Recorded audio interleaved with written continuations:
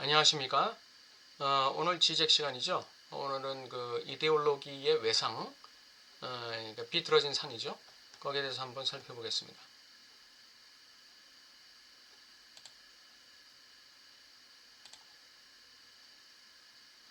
이데올로기의 외상과 주인 깊이의 위상. 우리는 이제 어떻게 해서 고정적 지시자, 즉 가변적 기술적 속성들을 넘어서 대상의 동일성을 지시하며 구성하는 어떤 순수기표, 이것에 관한 크리키의 이론이 라클라우의 반본질주의의 위상을 정확히 인식하게 하는지 이해할 수 있다. 고정적 지시자에 관한 크리키의 이론이 어떻게 라클라우의 반본질주의의 위상을 지적하고 있는가? 민주주의를 예를 들어보자. 본질주의의 환영은 민주주의와 같은 용어들의 영원한 본질을 규정하는 일군의 결정적 특징, 본질적 특징인 실정적 속성들을 극소수일망정 결정할 수 있다는 믿음이 있다. 민주주의다 할 때 이 민주주의는 어떤 본질적인 실정적 속성을 가지고 있다는 것이죠. 그래서 이게 본질주의라는 거예요. 그런 믿음이 있다는 거예요. 그 어떤 본질적 특징에 대한 믿음이 있다는 거예요. 그래서 어떤 현상이 민주주의적이라고 분류되려면 먼저 그것이 일군의 특징들을 가지고 있어야 한다는 것이다. 이런 본질주의적 환영과 대조적으로 라클라우는 반본질주의를 주창했는데, 이거는 가능한 모든 세계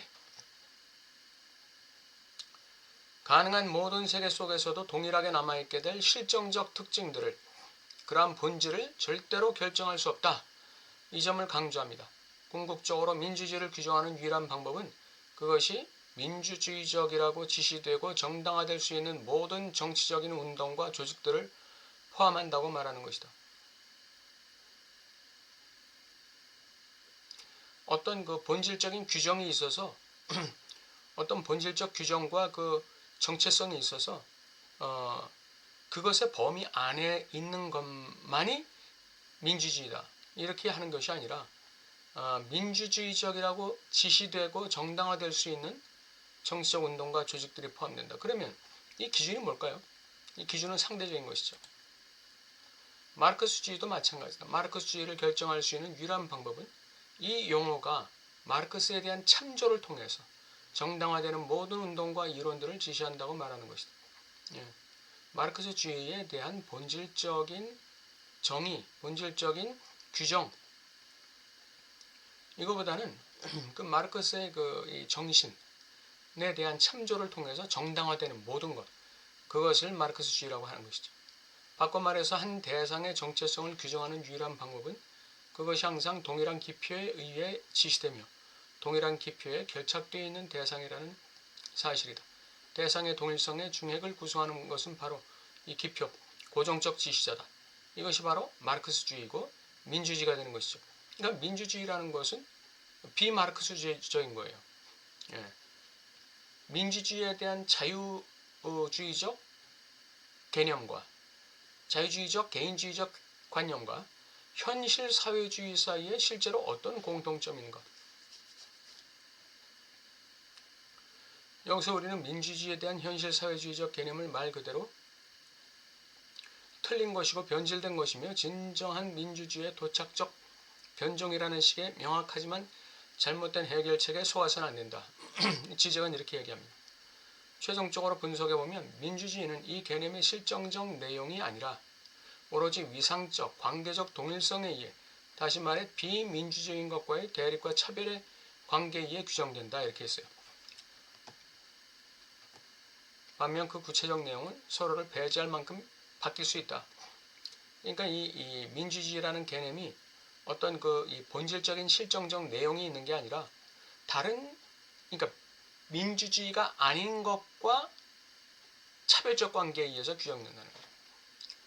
어떤 본질적 속성이 설정된 것이 아니라 비민주적이라고 보여지는 다른 것과의 대립, 차별에 의해서 규정된다. 이건 뭐 기술주의, 반기술주의하고 똑같지 않습니까? 기술주의는 대타자가 결여되어 있고 반기술주의는 소타자, 대상 A가 결여되어 있다는 거죠. 그래서 이 민주주의가 과연 그러면은 본질적 이 실정적 특징이 우선이냐, 아니면은 그게 바로 기술주의죠. 아니면은 누군가 민주주의라고 얘기했는데 그 민주주의의 역사적 전통을 보니까 뭐 이런 게 다 민주주의더라. 이런 거는 반민주주의가 아니더라. 그래서 이 민주주의가 아닌 것들, 이런 것들은 좀 빼고, 예, 전통적인 역사적 전통을 볼 때 민주주의라는 것은 이런 것이 민주주의에 걸맞는 것이었더라. 그래서 그걸 갖다가 민주주의로 본다는 거예요. 그게 바로 이 비민주적인 것과의 대립과 차별의 관계에 의해서 민주주의가 규정된다는 것이죠. 누빔점의 역사는 그런 것이다. 고정적 지시자. 이 고정적 지시자가 하는 역할이 누빔질이죠. 이거는 기의의 환희적인 미끄러짐을 멈추게 막음으로써 하나의 이데올로기를 전체화한다. 그러나 그렇다고 해도 그것은 요소들의 차별적인 상호작용으로부터 벗어나 안정적이고 고정된 참조점으로 기능할 만한 일종의 보증물, 다시 말해 의미가 최상으로 응축되어 있는 지점은 아니다. 모든 이 이데올로기의 요소들을 갖다가 모든 이데올로기의 어떤 그 요소들을 갖다가 응축시킨 어떤 것이 아니다는 거예요. 대표할 만한 어느 게 아니라는 거예요. 이 누빔점이라는 거예요. 고정적 지시자라는 거는 이 이데올로기의 기의 환유를 갖다가 이데올로기 기의 환유적 미끄러짐을 막는 건데, 그거 어떻게 막는 거냐? 그것이 무슨 어떤 여러 가지 이데올로기의 여러 가지 기의들의 의미들의 이 의미들을, 여러 가지 의미들을 묶을 수 있는 어떤 아주 압축된, 대표할 수 있는 그런 의미에서의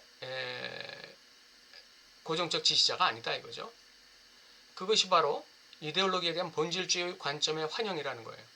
반대로 이 누빔점이라는 것, 고정적 지시자라는 것은 기표의 자기를 기의 영역 안에서 대표하는 요소이다.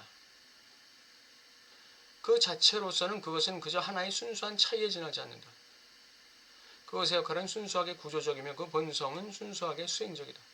그것의 의미는 그 자신의 엄표, 행위와 일치한다는 것이다. 여기서 대표한다는 것은 이 의미를 대표한다는 것이라기보다는 그 누빔점, 고정적 지시자가 하나의 이 이데올로기를 누빔질한다는 뜻이죠. 그러니까 의미를 연결하는 그런 의미에서의 대표한다는 얘기예요. 그 의미, A라는 의미, B라는 의미, C라는 의미, D라는 의미를 갖다 응축시키고 압축시키는 어떤 대표자로서의 대표라 한다는 의미가 아니라 그냥 꿰는 거예요. 이렇게 그 기표를 통해서, 그 고정적 지시자를 통해서 이것과 이것이 이렇게 꿰지는 거예요. 이게 따로따로 떠도는 기가 아니라 그 기를 갖다가 꿰매는 거예요. 연결될 수 있게. 그런 역할을 하는 것이지, 그러니까 좀 형식적 역할이죠. 그런 역할을 하는 것이지, 의미를 갖다가 이 의미도 포함되어 있고 저 의미도 포함되어 있고 그 의미도 포함되어 있고 그 모든 의미들을 다 포함하고 있는 어떤 압축된 의미의 대표자가 아니란 얘기예요. 그건 아니란 얘기죠.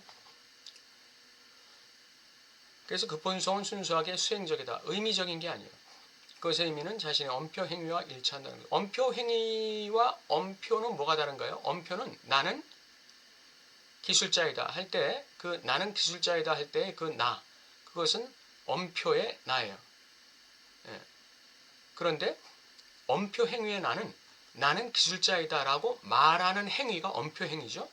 그러니까 엄표 속에 있는 나와 엄표 행위를 하는 나는 일치하지 않는 것입니다.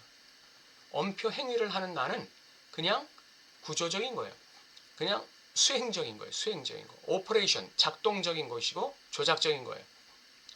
그리고 나는 기술자이다 할 때의 그것은 기술자와 이코로 되는, 그러면서도 뭔가 차이가 있는, 내가 기술자라고 그래가지고 어떤 그 모든 것을 다 할 수 있는 기술자는 아니잖아요. 그러니까 어떤 그 제한된 것이죠. 제한된 이 어떤 영역에 국한되는 그런 의미의 나죠. 그러나 나는 기술자이다라고 말하는 엄표 행위의 주체는 그 나는 기술자이다라는 문장 안에 있는 나와는 다른 것이다. 다른 것이다 이거죠. 간단히 말해서 그것은 기회 없는 기표이다. 기회가 없는 것이죠. 기회가 없는 거예요. 모든 기회를 다 대표하는 어떤 최종적 대표자가 아니라 기회 없는 기표, 그냥 수행적 역할을 하는 거예요. 오퍼레이션은 조작을 하는 거예요. 의미를 꿰는 역할만 하는 것이지 의미가 있다는 얘기가 아니죠. 따라서 이데올로기적 허구에 대한 분석에서 중요한 단계는 모든 걸 하나로 묶는 요소, 신이니 국가니 당연히 계급이니 이러한 호화로운 광채 이면에 이러한 자기지시적이고 동어반복적이며 수행적인 조직을 탐색하는 것입니다. 이데올로기적 허구에 대한 분석에서 중요한 것은 그 이데올로기 안에 작동하고 있는 이 고정적 지시자, 그것의 수행적인 기능을 탐색하는 것입니다. 예를 들어 유대인 했을 때 궁극적으로 유대인이란 기표 위에 낙인 찍힌 사람들을 말하는 것이죠. 유대인의 특징이라 간주될 수 있는 것들에 담긴 헛개비 같은 의미들이 무엇인가를 숨긴다면 그것은 유대인은 정말로 그렇지 않다는 사실, 유대인에 대한 어떤 경험적 현실이 아닙니다. 유대인이 뭐 솔직하다느니 뭐 인정이 있다느니 그런 거 경험적 현실이 아니에요. 유대인이 숨기고 있는, 유대인이라는 말이 숨기고 있는, 유대인이라는 고정적 지시자가 숨기고 있는 것은 그 유대인의 그 어떤 현상적인 겉으로 드러나는 그런 경험적 현실이 아니에요. 그 유대인이라는 말이 숨기고 있는 바로 그 유대인에 대한 반유대주의적인 구속물 속에 순수하게 구조적인 어떤 기능이 작동하고 있다는 사실이에요. 다시 말해서 유대인이라는 고정적 지시자가 지금 지시하고 있는 건 뭐라고요? 유대인의 어떤 구체적인 경험적 사실이 아니에요. 구체적인 경험적 현실이 아니라 뭐죠? 반유대주의적 구성물 속에 있는 어떤 그러니까 반유대주의라는 것을 지시하고 있다는 거예요. 유대인이라는 고정적 지시자가 지시하고 있는 것은 유대인의 어떤 것이 아니라 반유대주의적인 구성, 반유대주의적인 속성, 반유대주의적인 사람들을 지시하고 있다는 것이죠. 따라서 고유하게 이데올로기적인 차원은 일종의 착시 효과다. 그러니까 유대인이라는 이 고정적 지시자가 꿰고 있는 것은 뭐죠? 누비고 있는 것은 뭐죠?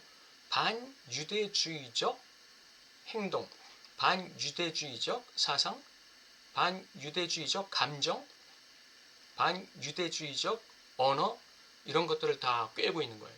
이렇게 노빔질하고 있는 것이죠. 6번 따라서 고유하게 이데올로기적 차원은 일종의 착시 효과다. 환영. 이 착시 효과에 의해 의미장 안에서 순수 기표, 이 기표를 통해 기표의 무의미함이 의미 영역 속에서 돌출하게 된다. 무의미하게 여겨지는 기표, 형식으로서의 기표 하나가 의미 영역 속에서 누빔질을 하는 것이죠. 이 순수 기표의 자기를 대표하는 요소가 의미의 극단적인 펌한 상태의 지점으로, 다시 말해 다른 모든 것에 의미를 부여하고 의미의 장을 총체화하는 지점으로, 의미의 장을 총체화한다는 건 뭐예요? 의미의 장을 누빔질하는 지점으로 지각되는 것이죠. 의미의 장을 누빔질하고 다니는 거예요. 누빔질하고 다니는 거예요. 꿰매고 다니는 것이죠.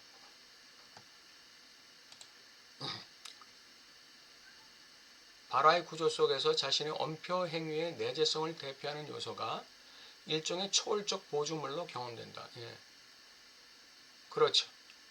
그 엄표 행위의 내재성을 대표하는 요소, 여기 바로 이 고정적 지시 아닙니까? 이것이 일종의 초월적 보조물로 경험되는 거예요. 그거는 의미가 없어요. 실정적 의미가 없어요. 그런데 그 실정적 의미들 갖다가 꿰매고 다니는 거예요. 누빔질하고 다니는 것이죠. 그런 일종의 초월적 보증물이 되는 것이죠. 의미들을 꿰는 일종의 초월적 보증물로 경험된다. 결여의 자리를 차지하며 결여를 구현하는 것에 불과한 어떤 요소가 최상의 충만함을 가진 것처럼 간주되는 것이다. 이것이 주인기표의 역설이다. 주인기표는 그 빈 것입니다. 빈 거예요. 텅텅 빈 기표예요. 형식으로서의 기표. 예, 거기다가 의미를 담는 것은 내가 담는 것이죠. 예, 사회적으로 말하면, 이데올로기적으로 말하면 이데올로기의 각 요소들, 각 의미들이 이 고정적 지시자의 의미를 담는 것이죠. 형식으로서의 주인기표의 의미를 담아가는 거예요. 전에도 말씀드렸다시피 아버지가 돌아가시면서 잘 살아야 돼 라고 유언했다. 그럴 때 큰아들은 그것을 돈 잘 벌어서 아주 이 세상에서 아주 떵떵거리고 사는 걸 잘 산다고 그렇게 의미 부여를 한 것이고, 둘째 아들은 그 잘 살아야 돼 하는 아버지의 유언을 형제 우애하면서 서로 돌봐가면서 살아야 돼 이렇게 받아들인 것, 의미 부여한 것이고, 셋째 아들은 잘 살아야 돼라는 말을 뭔가 이 세상에 어떤 영향력, 선한 영향력을 끼치는 그런 삶을 살아야 돼라는 것으로 받아들인 거예요. 그럴 때 잘 살아야 돼라는 아버지의 유언이 바로 주인기표가 되는 것이죠. 그게 고정적 지시자가 되는 거예요. 예.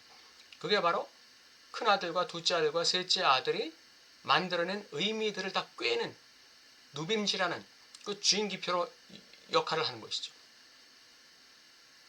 그게 최상의 충만함을 가진 것처럼 간주되는 거예요. 예. 이 잘 살아야 돼라는 아버지의 유언이 그 최상의 충만함을 가진 것으로, 이게 착시라는 거예요. 이게 착각이고, 이게 허구라는 것이고, 이게 그 환영이라는 것이죠. 간단히 말해 순수 차이가 합리적인 차별적인 상호작용으로부터 면제되어 그것의 동질성을 보장할 수 있는 동일성으로 간주된다. 이러한 착시를 이데올로기적 외상이라고 한다 그랬습니다. 만일 우리가 이데올로기적 허구를 하나로 결집시키는 요소를 남근적인 발기된 의미의 보증물을 오른쪽에서 또는 왼쪽에서 주시한다면 우리는 그 안에서 이데올로기적 의미의 중심에서 입 벌리고 있는 무의미의 틈새를 결의의 구현을 확인할 수 있을 것이다. 이데올로기의 허구를 하나로 결집시키는 요소는 어떤 거창하고 대단하고 꽉 찬 어떤 게 아니라는 것이죠. 예, 텅 빈 거라는 거예요. 텅 빈 거. 남근적인 것이고 발기된 어떤 것이다. 이건 뭘 의미합니까? 이거는 어떤 그 강력한 초월적 힘을 의미하는 것일까요? 그렇지 않습니다. 이건 텅 비어 있다는 뜻이에요. 원래 남근 팔루스라는 것은 결여된 기표를 얘기하는 것이죠. 예, 그게 의미를 보증하는 것이에요. 결여된 기표. 그게 의미를 보증하는 것입니다. 그 안에 각각의 의미가 담길 수 있는 거예요. 의미가 모든 의미를 누빔질시키는 그런 어떤 오퍼레이셔널, 조작적인 어떤 능력을 가진 어떤 게, 그러니까 이거는 허구이면서 실체적인 어떤 그 영향력을 끼치는 어떤 것이죠. 허구인데 영향력을 끼치는 어떤 것이죠. 예, 그것이 바로 이데올로기의 허구입니다. 예, 이게 이데올로기의 외상이죠. 그 안에서 작동하는 주인기표라는 게 있다는 거예요. 그 텅빈, 남근적인, 발기된, 텅빈 그런 그 고정적 지시자가 있다는 것이죠. 예. 그것은 어떤 그 의미의 집합체로 보면 안 되고 의미를 꿰는 요소로 봐야 된다. 예. 주인기표의 위상입니다. 우리 개인에게도 주인기표가 있죠.